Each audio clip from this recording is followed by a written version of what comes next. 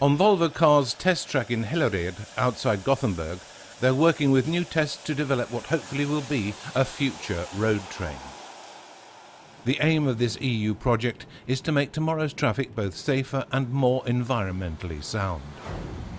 As a driver in a road train, the idea is, in fact, to be able to both read the newspaper and eat breakfast while travelling at 90 kilometers an hour.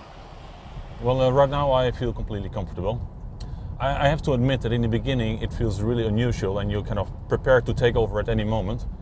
But it's also amazingly how quickly you get used to this and how quickly you start to become comfortable in this vehicle.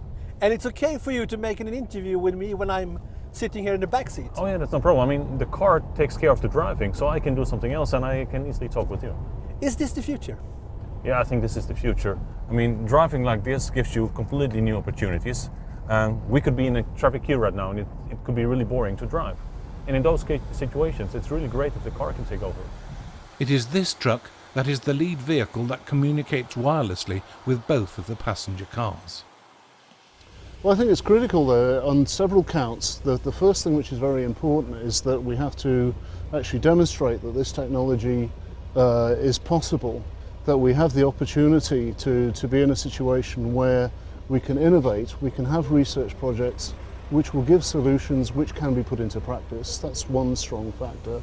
The other thing which is critically important is that the results from the research could actually fundamentally end up with improvements when you look at congestion, when you look at environmental factors, and when you look at safety.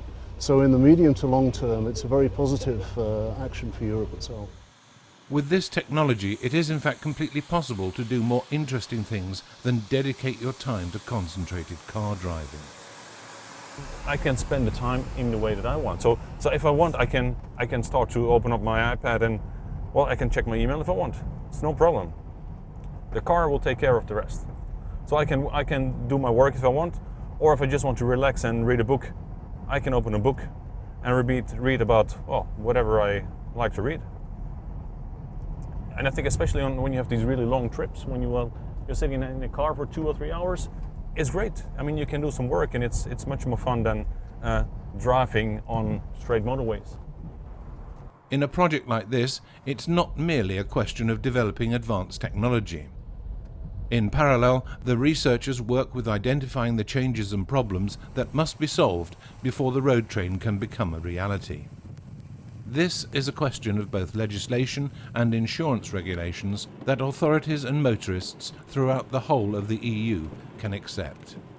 I think by showing people the benefits in their everyday lives and showing that the safety aspects really are nothing to worry about, I think the market pull will drive the legislation to make it more acceptable.